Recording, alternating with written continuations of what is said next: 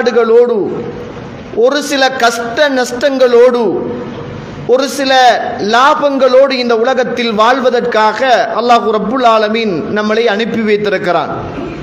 இந்த உலகத்தில் எப்படி வாழ்ந்து எப்படி மரணிக்கிறோமோ அப்படித்தான் நாம் நாளை மறுமையில் எழுப்பப்படுவோம் என்பது உறுதி. கண்ணியத்திற்குரிய இஸ்லாமிய உறவுகளே, இந்த உலகத்தில் ரசூலுல்லாஹ் ஸல்லல்லாஹு அலைஹி வஸல்லம் அவர்கள் இறுதியான நபியாக இருந்தும் இதற்கு முதல் வந்த எல்லா நபிமார்களுடைய வரலாறுகளையும் நாம் பார்த்தால் அவர்களுடைய வாழ்க்கைகளில் அவர்கள் பிறந்தது ஒரு ஊராக இருக்கும், அவர்கள் பிரச்சாரம் செய்தது இன்னும் ஒரு ஊராக இருக்கும், அவர்கள் மரணித்து போனது இன்னும் ஒரு ஊராக இருக்கும். இந்த உலகத்தில் அல்லாஹ் ரப்புல் ஆலமீன் நபிமார்களை எல்லாம் இப்படித்தான் என்ன செய்தான். பெரும்பாலான நபிமார்களுடைய வாழ்க்கைகள் இந்த மார்க்கத்துக்காக இப்படித்தான் இருந்தது.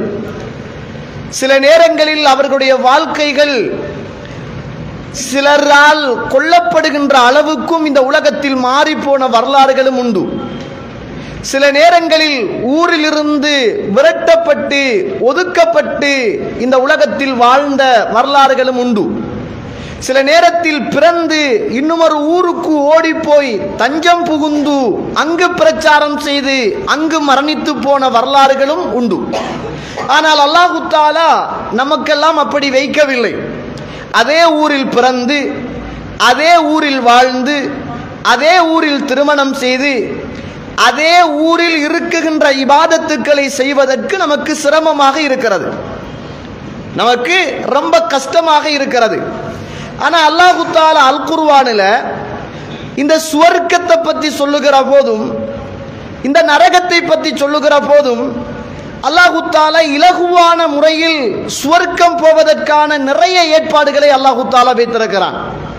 ரசூலுல்லாஹ் ஸல்லல்லாஹு அலைஹி வஸல்லம் சொன்னாங்க, ஒரு மனிதன் சுவர்க்கத்தில் புரண்டு புரண்டு தூங்கிக் கொண்டிருக்கிறான். அவன் யார் அப்படி என்று பார்த்தால், வீதியினால் போகின்ற போது மக்களுக்கு இடைஞ்சல் தரக்கூடிய ஒரு மரம் ஒன்று இருந்தது, அதை வெட்டி மக்களுக்கு இலகுபடுத்தி கொடுத்தார்.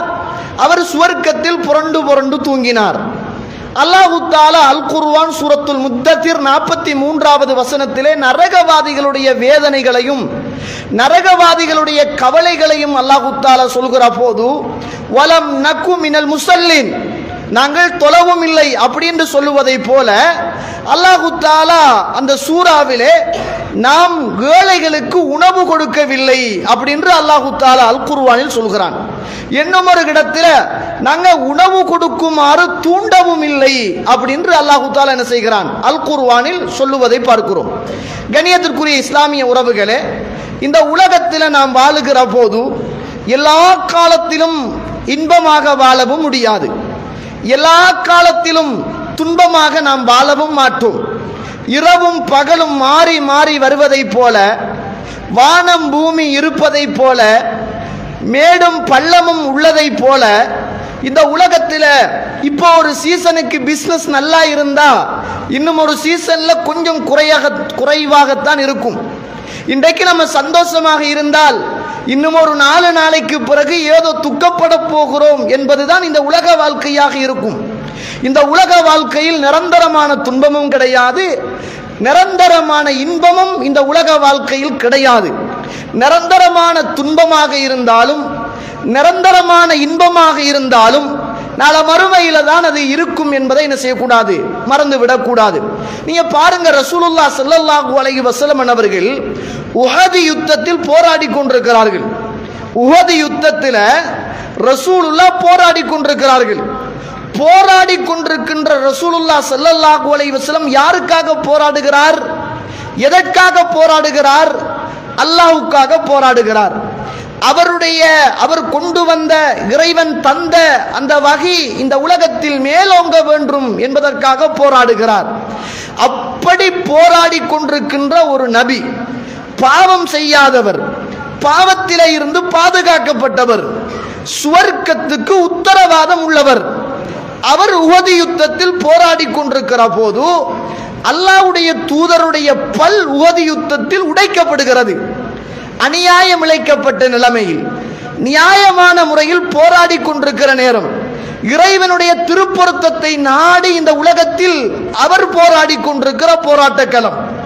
ஒரு சுவர்க்கவாதி, சமூகத்துக்காக இந்த பணிகளை செய்தவர். இப்படிப்பட்ட ரசூலுல்லாஹ் போராடி கொண்டிருக்கிற போது பல்லு உடைக்கப்படுகிறது. இந்த நேர்த்தையில ரசூலுல்லாஹ்வுடைய முகத்திலே இருந்து ரத்தம் என்ன செய்கிறது? ஓடுகிறது.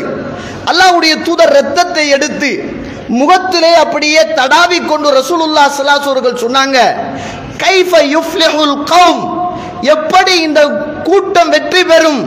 ஷஜ்ஜு நபியஹும், அவர்களுடைய நபியை காயப்படுத்திய கூட்டம். எப்படி இந்த கூட்டம் வெற்றி பெறும்? அவர்களுடைய நபியை துன்புறுத்திய கூட்டம் எப்படி வெற்றி பெறும் என்று ரசூலுல்லாஹ் ஸல்லல்லாஹு அலைஹி வஸல்லம் அவர்கள் அந்த யுத்த களத்திலே சொல்கிறார்கள். எங்களுக்கு தெரியும், உஹது யுத்தம் என்பது ஆரம்பத்தில் முஸ்லிம்களுக்கு தோல்வியை போன்றுதான் இருந்தது. தோத்தார்கள் முஸ்லிம்கள் ஆரம்பத்தில் தோத்து போனார்கள். அல்லாஹ் தஆலா இரண்டாவது தான் வெற்றியை கொடுக்கிறான். அந்த யுத்த களத்தில் தான் ரசூலுல்லாஹ் ஸல்லல்லாஹு அலைஹி வஸல்லம் அவர்களுடைய முகத்தில் காயம் ஏற்படுத்தப்படுகிறது. வேதனைகளோடு வலிகளோடு அந்த இடத்திலே இருந்து ரசூலுல்லாஹ் ஸல்லல்லாஹு அலைஹி வஸல்லம் அல்லாஹ்வுடைய தூதரை, நபியை நோவினைப்படுத்தியவர், காயப்படுத்திய கூட்டம் எப்படி வெற்றி பெறும் அப்படின்னு ரசூலுல்லாஹ் கேட்கிறாங்க. கேள்வியும் நியாயமானது, இடமும் புனிதமானது, மனிதரும் தூய்மையானவர், அநியாயமும் இழைக்கப்பட்டிருக்கிறார். பிரார்த்தனை என்பதும் அல்லாஹ்விடத்தில் நேரடியாக ஏற்றுக்கொள்ளப்படுகிற நிலைமையில் இருக்கிறார். அல்லாஹு தாலாவுக்கு இந்த வார்த்தை பிடிக்கவில்லை. எப்படி நபியை காயப்படுத்திய சமூகம் வெற்றி கொள்ளும் என்ற இந்த வார்த்தை அல்லாஹுக்கு பிடிக்கவில்லை. அல்லாஹு தாலா இந்த செய்தியை ரசூலுல்லாஹ் சொன்ன உடனேயே அதே யுத்த களத்தில் அல்லாஹ் ரப்புல் ஆலமீன் சூரத்துல் ஆல இம்ரானுடைய 128வது வசனத்தை அல்லாஹ் தஆலா இறக்கி வைக்கின்றான். லைஸ லக மினல் அம்ரி ஷைஉன், இந்த விஷயத்தில் உங்களுக்கு எந்த அதிகாரமும் கிடையாது. இந்த மக்களை எல்லாம் பார்த்து நீங்க எங்க வெற்றி பெற போறீங்க, தொலைஞ்சு போயிடுவீங்க, அழிஞ்சசி போயிடுவீங்க இப்படி என்று சொல்வதற்கு எந்த ஒரு அதிகாரமும் உங்களுக்கு கிடையாது. சில நேரங்களில் அவர்கள் யதூபுன், தௌபா செய்யலாம், அல்லது அல்லாஹ் தஆலா அவ் யுஅஸிபஹும், அல்லது அல்லாஹ் ரப்புல் ஆலமீன் அவர்களை தண்டிக்கலாம். நீங்க எப்படி சொல்வீர்கள் என்ற செய்தியை அல்லாஹ் ரப்புல் ஆலமீன் அல் குர்ஆனிய வசனத்தின் ஊடாக இறக்கி அல்லாஹ் அந்த வசனத்தை முடிக்கிற போது, உண்மையிலே அவர்கள் அநியாயக்காரர்கள் தான், ஆனால் உங்களுக்கு தீங்கு செய்தார்கள் என்பதற்காக, அநியாயம் செய்தார்கள் என்பதற்காக எப்படி நீங்கள் சொல்வீர்கள் இந்த சமூகம் வெற்றி பெற மாட்டாது என்று எப்படி நீங்கள் சொல்வீர்கள் என்ற செய்தியை அல்லாஹ் ரப்புல் ஆலமீன் அல் குர்ஆனிய வசனத்தை இறக்கி வைத்து ரசூலுல்லாஹ் ஸல்லல்லாஹு அலைஹி வஸல்லம் அவர்களுக்கு சொல்லித் தருவதை பார்க்கிறோம்.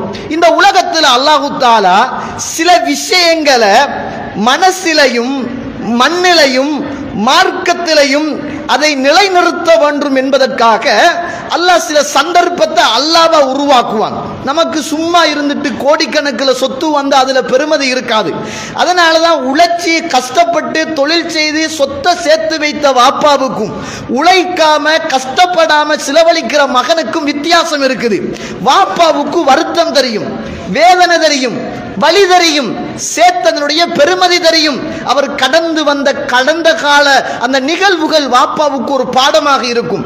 மகனுக்கு அதை பற்றிய அறிவு இல்லை என்றால் அவனுக்கு வலி தெரியாது, வேதனை தெரியாது, அவன் செலவழித்துக் கொண்டே இருப்பான். இந்த உலகத்தில் அல்லாஹ் தஆலா ஒரு நாள் ரசூலுல்லாஹ் ஸல்லல்லாஹு அலைஹி வஸல்லம் அவர்கள் புகாரியில பதிவு செய்யப்பட்ட செய்தி 4607வது செய்தி புகாரியிலே பதிவு செய்யப்பட்டிருக்கிறது. ரசூலுல்லாஹ்வுடைய ஒரு வழக்கம் என்ன தெரியுமா? யுத்த களத்துக்கு போகிற போது மனைவிமார்களையும் ரசூலுல்லாஹ் கூட்டிட்டு போவாங்க. மனைவிமார்களை ரசூலுல்லாஹ் சீட்டு போட்டு குலுக்கி மனைவிமார்களை யுத்த களத்துக்காக ரசூலுல்லாஹ் கூட்டிட்டு போவாங்க. இன்றைக்கு நிறைய பேர் இந்த இருக்கிற பக்கத்து நாட்டுக்கே கூட்டிட்டு போறல, தொழிலுக்கு போகக்குள்ள ரசூலுல்லாஹ் யுத்தத்துக்கு போக கூட்டிட்டு போவாங்க. அந்த யுத்தத்தில் கூடாரம் அடிச்சு தங்குவாங்க, மனைவியுடைய மடியில தூங்குவாங்க. ரசூலுல்லாஹ் ஸல்லல்லாஹு அலைஹி வஸல்லம் வாழ்க்கை இருந்திருக்கிறது. யுத்தத்துக்கு ரசூலுல்லாஹ் போறாங்க. அந்த யுத்த களத்தில் ஆயிஷா ரலியல்லாஹு அன்ஹா அவர்களும் அல்லாஹ்வுடைய தூதரோடு போறாங்க. போய் யுத்தமெல்லாம் முடிந்து ரசூலுல்லாஹ் வாராங்க. ஒரு பயணத்தை போகிற போது இருக்கின்ற ஆசையும் ஆர்வமும் பயணத்தில இருந்து திரும்பி வருகின்ற நேரம் இருக்காது. எப்படியாவது வீட்டுக்கு போயிட்டா நல்லம் அப்படின்னு தான் இருக்கும். இப்ப சஹாபாக்கள் யுத்தத்துக்கு போறாங்க, உழைக்க போக இல்லை. அவங்களே வாள்களை எடுத்து, அவங்களே வாழ்க்கைக்கு தேவையான உணவுகளை எடுத்து, மருந்தை எடுத்துக்கொண்டு, அவங்களே வாளை தீட்டிக் கொண்டு இந்த மார்க்கத்தை உயிர்ப்பிக்க வேண்டும் என்பதற்காக யுத்த களத்துக்கு போய் கஷ்டப்பட்டு தியாகம் செய்து யுத்தம் முடித்து விட்டு வீட்டுக்கு போயிடுவோம் என்று வார சஹாபாக்கள் ஒரு இடத்துல இயற்கை தேவைகள் எல்லாம் கழிக்கிறாங்க. இந்த நேரத்தைகளை பார்த்து ஆயிஷா ரலியல்லாஹு அன்ஹா அவர்களும் அல்லாஹ்வுடைய தூதரோடு வாராங்க. இப்ப ஆயிஷா ரலியல்லாஹு அன்ஹா அவங்க கழுத்துல கிடந்த ஒரு மாலையை காணத்து போட்டாங்க. இப்ப ரசூலுல்லாஹ்ட்ட வந்து சொல்றாங்க, அல்லாஹ்வுடைய தூதரே மாலை காணத்து போச்சு அப்படின்னு. இப்ப ரசூலுல்லாஹ் ஸல்லல்லாஹு அலைஹி வஸல்லம் அவர்கள் மனைவியோடு கடித்து கொள்ள இல்லை, ஏச இல்லை, திட்ட இல்லை. எல்லா சஹாபாக்களுக்கும் சிரமம் ஏற்படுகின்ற அடிப்படையில் மாலையை அந்த இடத்துல ரசூலுல்லாஹ் தேடி எடுக்கிறதுக்காக தங்குறாங்க. கூடாரம் அடித்து யுத்தகலம் முடித்து களைப்போடு வீட்டுக்கு போயிடுவோம் என்று வந்த சஹாபாக்கள் எல்லாருமே அந்த இடத்துல தங்குறாங்க. தண்ணி இல்லை, இரவு நேரம். அல்லாஹ்வுடைய தூதர் ஆயிஷா ரலியல்லாஹு அவர்கள் இப்படி ஒரு சேலை செஞ்சிட்டாங்களே அப்படி என்று கடுகடுத்து கொள்ளாம, கோபப்படுத்து கொள்ளாம ரசூலுல்லாஹ் ஆயிஷா நாயுடைய மடியில மாலைய காணத்த மனைவியுடைய மடியில ரசூலுல்லாஹ் தலையை வச்சுட்டு தூங்குறாங்க. நம்மண்ட திட்டி திட்டி அந்த பயணமே வெறுத்து போயிருக்கும். ரசூலுல்லாஹ் வச்சுட்டு தூங்குறாங்க. இப்ப சஹாபாக்களுக்கு தொழணும், குடிக்கிறதுக்கு தண்ணி இல்லை, சஹாபாக்களுக்கு வுது செய்ய தண்ணி இல்லை. அல்லாஹ் எப்படி ஒரு சந்தர்ப்பத்தை ஏற்படுத்துறான் பாருங்க. இப்படி இருக்கிற நேரத்தையில இப்ப சஹாபாக்கள் தானே, மனிதர்கள் தானே. இந்த சஹாபாக்கள் என்ன செய்யறாங்கண்டா, பாருங்கப்பா, இந்த ஆயிஷா ரலியல்லாஹு அன்ஹா அவர்களுடைய மகள், இந்த அபூபக்கர் அவருடைய மகளாருடைய வேலையால நாங்க எல்லாரும் இங்க தங்க வேண்டி ஆயிட்டு அப்படி என்று அபூபக்கர் அவருடைய பேரை சொல்லி அவருடைய குடும்பத்தை சொல்லி அங்கு சஹாபாக்கள் குசு குசுத்து கதகதைக்க ஆரம்பிக்கிறாங்க. இது அபூபக்கர் அவருடைய காதுல விழுகுது. அபூபக்கர் வாராங்க, ஆயிஷா நாயை பார்க்கறாங்க. ரசூலுல்லாஹ்வுடைய தலை ஆயிஷா நாயுடைய மடியில இருக்குது. இந்த நேரத்தையில அல்லாஹ்வுடைய தூதர் ஸல்லல்லாஹு அலைஹி அவர்கள் தூங்கி கொண்டிருக்கிற போது வாப்பா அபூபக்கர் அவர்கள் வந்து இடுப்புல விரலால, ஆயிஷா என்ன வேலை பார்த்தீங்க, நீங்க பார்த்த வேலையால எல்லாரும் தங்க வேண்டி ஆயிட்டு, எல்லாருக்கும் சிரமத்தை கொடுத்துட்டீங்களே, தொழுவுறத்துக்கும் உது செய்யறதுக்கும் தண்ணி இல்ல, இப்படியான ஒரு இக்கட்டான நிலைமைக்கு கொண்டு வந்து சேர்த்துட்டீங்களே அப்படின்னு குத்துறாங்க. ஆயிஷா நாய் சொல்றாங்க, என் வாப்பா குத்தின குத்து எனக்கு வலிச்சிச்சு, வேதனையை தந்துச்சு, நான் அதை உணர்ந்தேன், ஆனா ஆடாம இருந்தேன். ஏண்டா ரசூலுல்லாஹ் தூங்குற நேரம் சில நேரங்கள் வகை வரலாம், அவரது தூக்கம் கெட்டுவிடக் கூடாது என்பதற்காக வலியை தாங்கி கொண்டு நான் பொறுமையாக இருந்தேன். ஒவ்வொரு சஹாபாக்களும் எழும்பினாங்க, தூக்கத்தில் இருந்து எழும்புறாங்க. எழும்பின சஹாபாக்கள் சத்தம் போடுறாங்க. அப்ப ரசூலுல்லாஹ் கண்ணை முழித்து என்னன்னு கேட்கிறாங்க. அப்ப ரசூலுல்லாஹ் ஸல்லல்லாஹு அலைஹி வஸல்லம் பார்த்து சஹாபாக்கள் சொல்றாங்க, அல்லாஹ்வுடைய தூதரே, நாங்க வுது செய்யறதுக்கு தண்ணி இல்ல, குடிக்கிறதுக்கு தண்ணி இல்ல, இப்படியான ஒரு நிலைமையில இருக்கிறோம் அப்படின்னாங்க. இந்த நிலைமையில தான் அல்லாஹ் ரப்புல் ஆலமீன் சூரத்துல் மாயிதாவுடைய 5வது அத்தியாயத்தின் 6வது வசனத்தை அல்லாஹ் ரப்புல் ஆலமீன் இறக்கி வைக்கிறான். 6வது வசனத்தை அல்லாஹ் தஆலா இறக்கி வைத்து, நீங்க என்ன செய்யுங்க, உங்க ஃபலம் தஜிது மாஅன் ஃபதயம்மமு ஸஈதன் தய்யிபா, உங்களுக்கு வுது செய்யறதுக்கு தண்ணி இல்லை என்றால் நீங்க தூய்மையான துப்புரவான மண்ணில் நீங்கள் தயமம் செய்து கொள்ளுங்கள் என்ற வசனத்தை அல்லாஹ் தஆலா இறக்கி வைக்கிறான். இந்த வசனத்தை ஒரு ஆத்தங்கரையில இறக்கி வச்சிருந்தா, ஒரு கடலுக்கு பக்கத்துல இறக்கி வச்சிருந்தா அதோட பெருமதி இருந்திருக்காது. அல்லாஹ் பாருங்க, ஒரு பயணத்தை உருவாக்கி அந்த பயணத்துல மாலகாணமாகி அந்த நேரத்தில் சஹாபாக்கள் எல்லாம் தண்ணிக்கு பெருமதியான ஒரு நேரத்தில் துடித்து கொண்டிருக்கிற நேரம், சஹாபாக்கள் குசு குசுத்து அபூபக்கர் அவருடைய குடும்பத்தை எல்லாம் அப்படி பேச ஆரம்பிக்கிற நேரம், அல்லாஹ் ரப்புல் ஆலமீன் அந்த வசனத்தை இறக்கி வைத்து அந்த சமூகத்துக்கு ஒரு இலகுவான ஒரு வழியை அல்லாஹ் தஆலா காட்டுறான். இதை பார்த்து கொண்டிருந்த உஸைத் இப்னு ஹுதைர் ரலியல்லாஹு அன்ஹு சொல்றாங்க, இந்த சஹாபாக்கள் எல்லாம் கூடி கூடி ஆயிஷா அவர்கள் இப்படி மாலையை காணத்தது எல்லாருக்கும் ஒரு அசௌகரியத்தை ஏற்படுத்திச்சு என்று பேசுற நேரம் நான் மனசுக்குள்ள நினைச்சு கொண்டேன், இதுவரைக்கும் இந்த அபூபக்கருடைய குடும்பத்தின் ஊடாக மார்க்கத்துக்கு நல்லதுதான் நடந்திருக்குது. இதுவரைக்கும் எந்த விதமான ஒரு கெட்ட பேரும் மார்க்கத்துக்கு வரல. ஆனா இந்த நேரத்தையில பார்த்து ஆயிஷா நாயுடைய இந்த செயலால இப்ப சஹாபாக்கள் எல்லாம் கொஞ்சம் அதிருப்தியாக பேசுகிற மாதிரி ஒரு சிச்சுவேஷன் உருவாகிட்டே அப்படி என்று நான் யோசித்துக் கொண்டிருந்தேன். என் மனசுக்குள்ள நான் நினைத்துக் கொண்டிருந்தேன். சுப்ஹானல்லாஹ், எனக்கு அப்போதுதான் விளங்கியது, மீண்டும் அபூபக்கர் அவர்களுடைய குடும்பத்தின் ஊடாக இந்த இஸ்லாத்துக்கு நலவுதான் கிடைத்திருக்கிறது என்பதை நான் புரிந்து கொண்டேன். நாங்க கண்ணியத்திற்குரிய இஸ்லாமிய உறவுகளே, அல்லாஹ்வுடைய நல்லடியார்களே, அப்ப இந்த உலகத்தில் வாழ்ற காலம் அல்லாஹ் ரப்புல் ஆலமீன் சில கஷ்டங்கள் நாங்கள் படுவோம், சில துன்பங்களை நாங்கள் அனுபவிப்போம், சில வேதனைகளை நாங்கள் சுமப்போம், சில இழப்புகளை நாங்கள் அடைவோம். அல்லாஹ் தஆலா அதுக்கு பிறகு நமக்கு பெரிய ஒரு விஷயத்தை அல்லாஹ் தஆலா தரப்போகிறான் என்பது அடையாளம் என்பதை நானும் நீங்களும் மறந்துவிடக் கூடாது.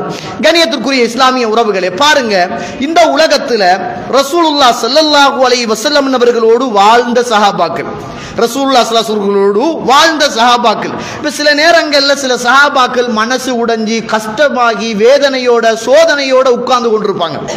ஒரு தாரம் ரசூலுல்லாஹ் வாராங்க, ஜாபிர் அவர்கள் உட்கார்ந்து கொண்டிருக்கிறாங்க. ஜாபிர் அவர்கள் யார்? உங்கள் எல்லாருக்கும் தெரிந்த வரலாறு. ஜாபிர் அவருடைய வாப்பா அப்துல்லா மௌத்தா போய்த்தாரு யுத்தத்தில். மௌத்தாகிறதுக்கு முதல் சில செய்திகளை சொல்லிட்டு மௌத்தாகினாரு. எனக்கு இருக்கிற பொம்பளை பிள்ளை கவனமா பார்த்துக்க, கொஞ்சம் கடன் இருக்குது, அதையெல்லாம் நீங்க நிறைவேற்றுங்க. இந்த உலகத்தில் முதலாவதாக நான் உலகத்தில் நேசிக்கிறது அல்லாஹ்வுடைய தூதர், அதுக்கு பிறகு நான் உன்னைத்தான் மகனே நேசிக்கிறேன் அப்படி என்று சொல்லிட்டு மௌத்தாகினார்.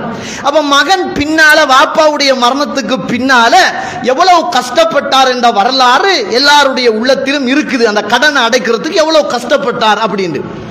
ஒரு தடவை ரசூலுல்லாஹ் வாராங்க, அந்த நேரத்தையில ஜாபிர் ரலியல்லாஹு அவர்கள் கவலையோட, முகத்துல வேதனையோட, சோகத்தோட அப்படியே குந்திக்கிட்டு இருக்கிறாங்க, ஒரு இடத்துல அமர்ந்து கொண்டிருக்கிறாங்க. அப்ப ரசூலுல்லாஹ் கேட்கிறாங்க, ஜாபிரே என்ன நீங்க கவலையோடு இருக்கிறீங்க அப்படின்னு கேட்கிறாங்க. அப்ப ஜாபிர் அவர்கள் சொல்றாங்க, அல்லாஹ்வுடைய தூதரே, என்னோட வாப்பா மூத்தா போய்த்தாரு, ஒரு ஆயுதம் அது இதை போட்டுட்டு தான் மூத்தா இருக்கிறாரு, ஒன்றுமே இல்லை, என்ன செய்யற கடன் தொல்லைகள் என்ன செய்யற அப்படின்ற வாப்பாவுடைய அந்த கவலையில உட்கார்ந்து இருக்கிறேன் என்று சொல்ற மாதிரி சொல்றார். கவலையில உட்கார்ந்து இருக்கிறேன், வாப்பா இல்லாத கவலையில உட்கார்ந்து கொண்டிருக்கிறேன் அப்படின்னாங்க. இப்ப ரசூலுல்லாஹ் ஸல்லல்லாஹு அலைஹி வஸல்லம் அவர்கள் ஜாபிர் அவர்களுக்கு இந்தாங்க வாங்க, இந்தாருக்கு காசு எடுத்துட்டு போங்க அப்படின்னு கொடுக்கிறதா நம்மட மனசுல அந்த இடத்துல அவருக்கு கொடுக்கிற ஒரு சஜஷன், அவருக்கு கொடுக்கிற ஒரு தீர்வு. ஆனா ரசூலுல்லாஹ் ஸல்லல்லாஹு அலைஹி வஸல்லம், இங்க வாங்கப்பா சஹாபாக்கள் வாங்க, இங்க வாங்க, இந்த ஜாபிர் கவலையோட இருக்கிறார், வாப்பா ஷஹீத் ஆயிட்டார், வாப்பா மூத்தா போய்த்தார், பொம்பளை பிள்ளையோட கஷ்டப்பட்டுக்கிட்டு இருக்கிறார், கடன் வேற இருக்குது, இந்த கடனை நிறைவு செய்யணும், நீங்க குடுங்கன்னெல்லாம் ரசூலுல்லாஹ் சொல்ல இல்லை. ஜாபிர் அவர்களை பார்த்து ரசூலுல்லாஹ் சொல்றாங்க, ஜாபிரே ரலியல்லாஹு அன்ஹு, உங்களோட வாப்பா மௌத்தாயினத்துக்கு பிறகு உங்களோட வாப்பாவுடைய ஒரு வரலாற்றை நான் சொல்லட்டுமான்னு கேட்டாங்க. என்ன யார் ரசூலுல்லாஹ் சொல்லுங்க நாங்க.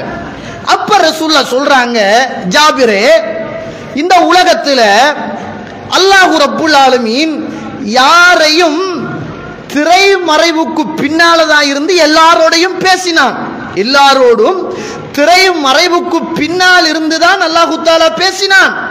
ஜாபிரே ரலியல்லாஹு அன்ஹு, உங்கள தந்தை மரணித்தவுடன் அல்லாஹ் தஆலா எந்த விதமான திரையும் இல்லாமல் உங்களுடைய தந்தையோடு பேசினான் நாங்க ரசூலுல்லாஹ் ஸல்லல்லாஹு அலைஹி வஸல்லம் அவர்கள். உங்களோட தந்தையோடு எந்த திரையும் இல்லாமல் அல்லாஹ் பேசினான். என்ன பேசினான் தெரியுமா? அல்லாஹ் தஆலா கேட்டான், உங்களோட வாப்பா கிட்ட கேட்டான், உங்களுக்கு என்ன வேணும் அப்படி என்று கேட்டான். அப்போ உங்களோட வாப்பா சொன்னார், யா அல்லாஹ், இந்த யுத்தத்தில் நான் கலந்து கொண்டு, இந்த யுத்தத்தில் நான் ஷஹீதாகி, இப்ப எனக்கு இந்த ஷஹீதுக்கு பிறகு இந்த சுவர்க்கத்தில் கிடைச்சிருக்கு தானே இந்த வெகுமதி, இது மாதிரி நான் மீண்டும் உலகத்துக்கு போகணும், ஒரு தடவை மீண்டும் ஒரு யுத்த களத்தை நான் காணணும், அந்த யுத்த களத்தில் நான் ஷஹீதாகணும், எனக்கு அது தர முடியுமா என்று கேட்டார். அல்லாஹ் ரப்புல் ஆலமீன் சொன்னான், அது தர முடியாது.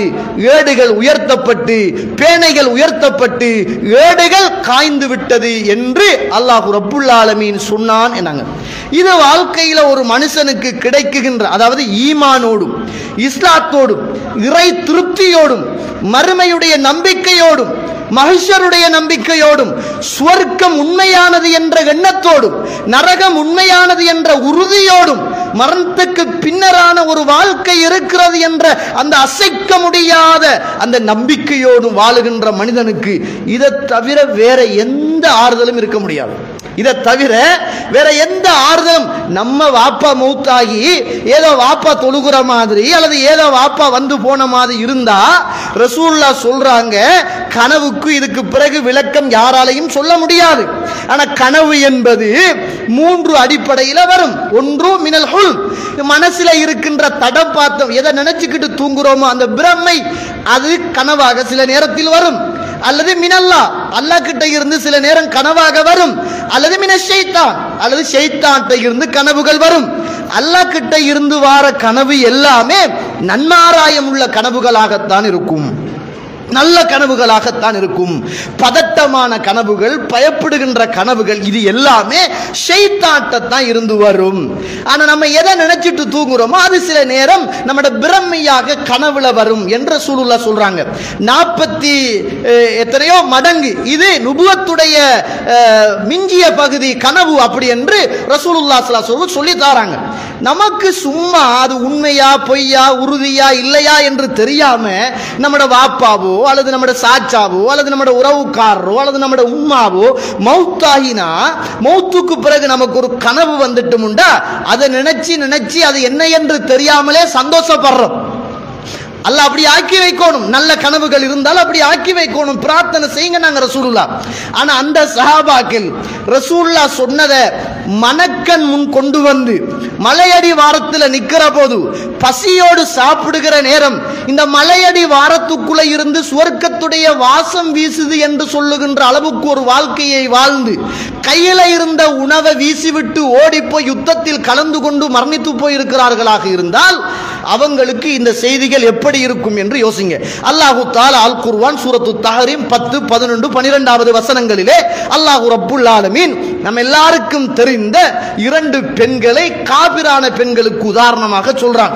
அதுவும் யாரை பத்தி அல்லாஹ் சொல்றான் என்றால், இந்த உலகத்தில் மார்க்கத்துக்காக சேவைகள் செய்து மார்க்கத்துக்காக போராடி ஏகத்துவத்துக்காக கஷ்டப்பட்டு நோய்வாய்ப்பட்டு வாழ்ந்த 2 மனைவிமார்களுடைய பேரை சொல்லி, நபிமார்களுடைய பேரை சொல்லி இந்த 2 பேரும் நரகவாதிகள் அப்படின்னு சொல்றான். அல்லாஹ் தஆலா மறுபக்கத்தில் சுவர்க்கவாதிகளுக்கு உதாரணம் சொல்றான்.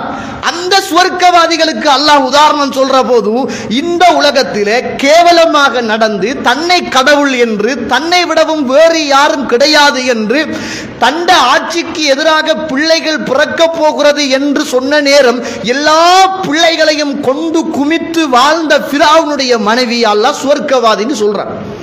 இங்கதான் முக்கியம். அல்லாஹ் தஆலா இவ்வளவு நபிமார்கள், இவ்வளவு சஹாபிய பெண்கள், எத்தனையோ தியாகம் செய்தவர்கள், உயிரை கொடுத்தவர்கள், தன்னுடைய மர்மஸ்தலத்தில் ஈட்டியினால் குத்தப்பட்டு ஷஹீதாக்கப்பட்டு இந்த மார்க்கத்துக்காக தொண்டு செய்த எத்தனையோ பெண்கள் இருக்க, ஒரு அரசனாக கடவுளாக தன்னை விடவும் வேறு எவனும் கடவுள் கிடையாது என்று சொன்னவனாக ஒரு கொலையாளியாக வாழ்ந்த ஃபிரௌனுடைய மனைவியை அல்லாஹ் உதாரணமாக சொல்றான் என்றா யோசித்து பாருங்க. எல்லாரும் வாரத்துக்கு முதல் வார்த்தையால வாழலாம். எனக்கிட்ட நிறைய சொத்து வந்தா நான் தர்மம் கொடுக்கலாம் என்று சொல்றது வேற. எனக்கிட்ட 2 வீடு வாசல் இருந்தா உண்ட பள்ளிக்கு எழுதி கொடுத்துருவேன் என்று சொல்றது வேற. எனக்கிட்ட காசு வந்தா பள்ளியை ஏசி பண்ணிடுவேன் என்று சொல்றது வேற. இந்த காசு இருக்கிற நேரம் வாழ்ற வாழ்க்கை வேற. இந்த ஃபிரௌனுடைய மனைவியுடைய வாழ்க்கை என்பது எல்லாமே இருந்துச்சு. அவர்கிட்ட எதுவும் இல்லாம இருக்கல, விளங்கிச்சானே, எல்லாமே இருந்துச்சு. அன்பான கணவன் அப்படி இருக்கும், மனைவியோடு அப்படி இறக்க, அப்படி ஒரு பாசமான கணவன் இல்ல ஃபிரௌன். அவ்வளவு இறக்க மனைவியோடு. எந்த அளவுக்கு இறக்கம் என்றா, ஃபிரௌன் இந்த பூமியில நமக்கு எதிராக ஆட்சி செய்கின்ற ஒரு பிள்ளை பிறக்க போகுது என்று சொன்ன நேரம் எல்லா பிள்ளைகளையும் கொண்டு குமிக்கிறான். மூசா அலைஹிஸ்ஸலாத்தை அல்லாஹ் காப்பாற்ற நினைக்கிறான். நைல் நதியில பிள்ளை மிதந்து வருகுது. ஃபிரௌன் போறான், மனைவியும் போறான். அப்பதான் நடக்குது எல்லாமே. பிள்ளைகள் எல்லாம் கொண்டு குமிச்சு எனக்கு யாரும் எதிராக வந்துவிடக் கூடாது என்பதற்காக அவ்வளவு குலவரித்தனத்தோடு நடந்து கொண்டிருக்கிற காலகட்டம். இந்த நேரத்தில குழந்தைய பார்த்த மனைவி சொல்றா, இந்த குழந்தையை நம்ம எடுத்து வளர்த்தா நல்ல வேண்டாம். ஒன்றுமே சொல்லல ஃபிரௌன், ஒன்றும் யோசிக்க இல்லை. அல்லாஹ் பாதுகாக்க நினைக்கிறான். ஆனா மனைவியில உள்ள பாசத்தை பாருங்க நீங்க. ஏய், ஒருவேளை இந்த குழந்தை தான் நமக்கு எதிரான குழந்தையோ தெரியாதேவா அப்படின்னு கூட சொல்லல, எடுங்கன்றான். எந்த குடும்பத்தை எந்த சமூகத்தை அடிமை சமூகமாக வைத்து ஆட்சி செய்து கொண்டிருந்தானோ அந்த சமூகத்துக்காக அல்லாஹ் தஆலா அரண்மனையை திறக்கிறான், ஃபிரௌனுடைய பெட்ரூமை திறக்கிறான். ஃபிரௌனுக்கும் மனைவிக்கும் இடையில அந்த குழந்தையை வச்சு அல்லாஹ் பாதுகாக்கிறான். இந்த கல்லண்ட கையில போலீஸ் வேலையை கொடுத்த மாதிரி அல்லாஹ் ரப்புல் ஆலமீன் அவன்கிட்டயே கொடுத்து நீயே வள, நீயே பாதுகாரு, உன்னை விடவும் இப்ப இந்த குழந்தையை பாதுகாக்கிறதுக்கு யாருமே இல்லை, நீதான் பாதுகாக்கணும் என்று அல்லாஹ்வுடைய ஏற்பாடு. மனைவியுடைய பாசமும் சேர்ந்து பிள்ளைய என்ன செய்கிறான், வளர்க்கிறான். அவருக்கு என்ன குறைச்சல் சொல்லுங்க நீங்க? வேலை செய்யறதுக்கு ஆள் இல்லையா, இல்ல கவலையோட வாழ்ந்தாவா, இல்ல ஹஸ்பண்ட் மோசமா, அல்லது ஊர் மக்கள் அவருக்கு கண்ணியம் கொடுக்க இல்லையா? ஒரு அரசனுடைய ஒரு கடவுளுடைய மனைவி என்றா எப்படி இருக்கும்? நமக்கு சும்மா இந்த மாங்காய் துண்டு போல இருக்கிற நாட்டுக்குள்ளேயே ஒரு ஆள் ஜனாதிபதியா வந்துட்டாருண்டா அவர் மனைவிக்கு முதல் பெண்மணி என்ற பட்டத்தை கொடுத்து அவக்கும் பாதுகாப்பை கொடுத்து அவக்கும் நல்ல சாப்பாட்டை கொடுத்து அவக்கும் எல்லா அரச மரியாதைகளையும் கொடுத்து இந்த மாங்காய் துண்டு போல இருக்கிற நாட்டுக்குள்ள உள்ள பெண்ணுக்கு இவ்வளவு கௌரவம். அவன் தான் கடவுள் என்று ஆட்சி செய்து கொண்டிருந்த ஃபிரௌனுடைய மனைவிக்கு எப்படி இருக்கும் கௌரவம்? அவ்வளவு கௌரவம், கண்ணியம், நகை, வீடு, வாசல், நல்ல உணவு, நல்ல வாழ்க்கை எல்லாம் இருந்தும் அவ்வளவத்தையும் முடிவெடுக்கிறா. இதெல்லாம் நிரந்தரமானது இல்லை, இந்த நகையில வேலை இல்லை, இந்த முத்துல வேலை இல்லை, இந்த மரகதத்தில வேலை இல்லை, கடைசியில இந்த அன்பு காட்டிற மாப்பிள்ளையிலையும் வேலை இல்லை, மார்க்கம் இல்லை என்றால் என்ற முடிவெடுக்கிறா. அல்லாஹ் கிட்ட கேட்கிறா, ரப்பி பினி இந்த பைத்தம் ஃபில் ஜன்னா, யா அல்லாஹ் எனக்கு ஒரு வீட்டத்தா, அந்த வீடு சுவர்க்கத்தில் இருக்கணும், அது உனக்கு பக்கத்தில் இருக்கணும். எனக்கு ஒரு வீட்டை தா, நான் இந்த உலகத்தில் இருக்கிற எல்லா இன்பங்களையும் உனக்காக இழந்து வாரேன், எல்லா இன்பங்களையும் உனக்காக விட்டுறேன், ஆனா எனக்கு மட்டும் நீ தரோனும், சுவர்க்கத்தில் ஒரு வீடு தரோனும் என்று அல்லாஹ்விடத்தில் கேட்ட நேரம் அதற்காக போராட்டத்தையும் அதற்காக தியாகத்தையும் மனைவி செய்ய நினைக்கிறார். இது லேசான வேலை இல்லை. ஒரு நாட்டுக்கு அங்கால போயிருந்து போராடி இஞ்சால இருந்து பட்டானை நசிச்சு போராடுறதுக்கும் வீட்டுக்குள்ளே இருந்து கண்ணியத்தோடு இருந்து பொருளாதாரத்தோடு இருந்து எந்த விதமான கஷ்டமும் இல்லாம அன்புகளோடு இருந்து ஒரு கணவனை இழந்துட்டு வாரது என்பது லேசான வேலை அல்ல. இன்றைக்கு எத்தனையோ பெண்கள் மாப்பிள்ளை பச்சை குஃபுரான வேலை செய்யறான்னு தெரியும், மாப்பிள்ளை வட்டியோடு வாழ்றாருன்னு தெரியும், மாப்பிள்ளை கிட்ட மார்க்கம் இல்ல, பச்சை குஃப்ரியத்தான சிந்தனை, அல்லாஹ்வுடைய தூதர் அவர் முஸ்லிம் இல்லை என்று சொல்லுகின்ற அடையாளங்களை எல்லாம் சொல்லியும் இந்த மாப்பிள்ளை பொண்டாட்டி உறவுக்காக எத்தனையோ பேர் வாழ்றாங்க. ஆனா அன்றைக்கு சுபஹானல்லாஹ் எல்லாத்தையும் விட்டு இழந்துட்டு அவ வாரா, அவருக்கு தெரியும் நம்மளை கொல்லுவான்னு தெரியும், ஏசுவான்னு தெரியும், பேசுவாங்கன்னு தெரியும், அவ்வளவத்தையும் விட்டுட்டு அல்லாஹ் கிட்ட கேட்கிறா. அல்லாஹ் ரப்புல் ஆலமீன் உங்களுக்கு சுவர்க்கத்தில் வீடு என்று சொல்கிறான். உலகத்தை, அன்பை, பாசத்தை, சொத்தை, சுகத்தை அல்லாஹுக்காக தியாகம் செய்துட்டு வாரா. அல்லாஹு தஆலா அல் குர்ஆனில அந்த மோசமான மனிதனுடைய மனைவியை உயர்ந்த மனைவியாக அல்லாஹ் ரப்புல் ஆலமீன் அல் குர்ஆனில் சொல்லித் தருகிறான் என்றால், கண்ணியத்துக்குரிய இஸ்லாமிய உறவுகளே, அல்லாஹ்வுடைய நல்லடியார்களே, நாம் நம்முடைய வாழ்க்கையும் எந்த தூரத்தில் எந்த தொலைவில், நம்முடைய துன்பங்கள் எந்த தூரத்தில் எந்த தொலைவில் இருக்கிறது என்பதை ஒரு கணம் யோசித்தாலே போதும். இந்த உலகத்தில் நானும் நீங்களும் நல்லவர்களாக வாழ்ந்து மரணிப்பதற்கு அது நல்ல சான்றாக இருக்கும். வல்லவன் ரப்புல் ஆலமீன் அப்படியான ஒரு வாழ்வை இந்த உலகத்தில் வாழ்ந்து மரணிப்பதற்கு அல்லாஹு தஆலா எனக்கும் உங்களுக்கும் துணை செய்வானாக.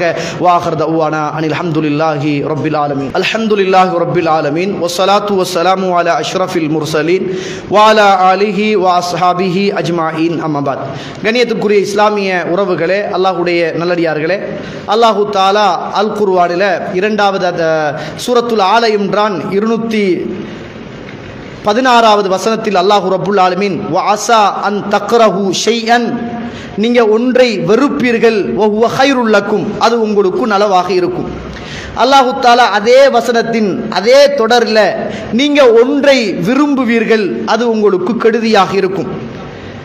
வல்லாஹு யஅலமு, அல்லாஹ்வுக்கு தான் மறைவான எல்லா விஷயமும் தெரியும், உங்களுக்கு அவன் கற்றுத்தந்ததை தவிர எதுவுமே தெரியாது அப்படின்னு அல்லாஹ் ரப்புல் ஆலமீன் அல் குர்ஆன்ல சொல்றான். எனவே கண்ணியத்திற்குரிய இஸ்லாமிய உறவுகளே, இந்த உலகத்தில் நம்ம வாழ்ற வாழ்க்கையில மார்க்கத்துக்காக வாழ்றோம் அப்படி என்றால், வகையில 100% நம்பிக்கை நமக்கு இருக்குது என்றால், மறுமையில நமக்கு 100% நமக்கு உறுதி இருக்குது என்றால், மறுமையோடு மார்க்கத்தோடு ஈமானோடு சேர்ந்து வாழுகின்ற மனிதனுக்கு என்ன கஷ்டம், என்ன நஷ்டம், என்ன துன்பம், என்ன லாபம், என்ன இழப்புகள் வந்தாலும் அது ஒரு அணுவளவும் என்ன செய்யாது. மனுஷன் என்ற அடிப்படையில் கவலைகளில் தோய்ந்து போனாலும் அவன் அதிலே இருந்து மீண்டு வாழ்வதற்கு மிக நீண்ட நேரம் எடுக்காது என்பதை நானும் நீங்களும் புரிந்து கொள்ள வேண்டும். வல்லவன் ரஹ்மான் அப்படியான ஒரு நல்ல வாழ்வை இந்த உலகத்தில் வாழ்வதற்கு எனக்கும் உங்களுக்கும் துணை செய்வானாக. வாஹர் தஅவானா அனில் ஹம்துலில்லாஹி ரப்பில் ஆலமீன்.